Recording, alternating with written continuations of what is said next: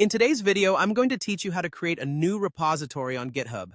Whether you're diving into a new project or organizing your code, creating a repository is a fundamental skill you'll need. So let's jump right in and walk through the process. First, you'll want to navigate to your GitHub dashboard. This is where you can easily access all of your GitHub activity. Once you're there, take a look at the upper section of your dashboard. You'll notice a little plus button situated at the top. Go ahead and click that.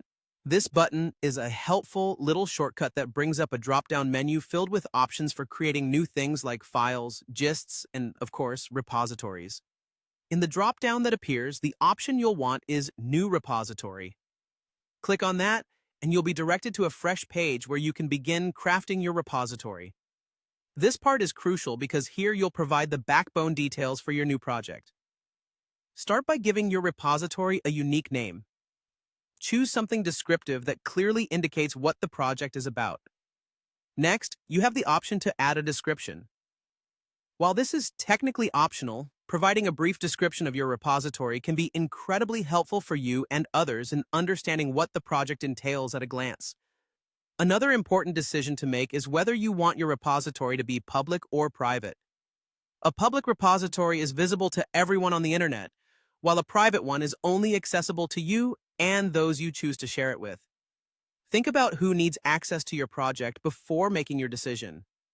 Moving on, you'll see options to initialize the repository with a README file or a license. Let's pause here for a moment. A README file is a great place to explain your project, how to use it, and any other pertinent details, including a README. When you create your repository, help set the stage right from the beginning. Likewise, selecting a license is essential if you plan to share your code, as it outlines what others can and cannot do with your work. After you've filled out all these fields and made your selections, scroll down and you'll notice a button labeled Create Repository. Clicking this button will bring your repository to life, so when you're satisfied with your inputs, go ahead and click it. And just like that, you're all set. You've successfully created a new repository on GitHub, ready to begin your journey of coding, collaboration, and version control. Congratulations! With this essential building block in place, you're well on your way to managing your projects more effectively.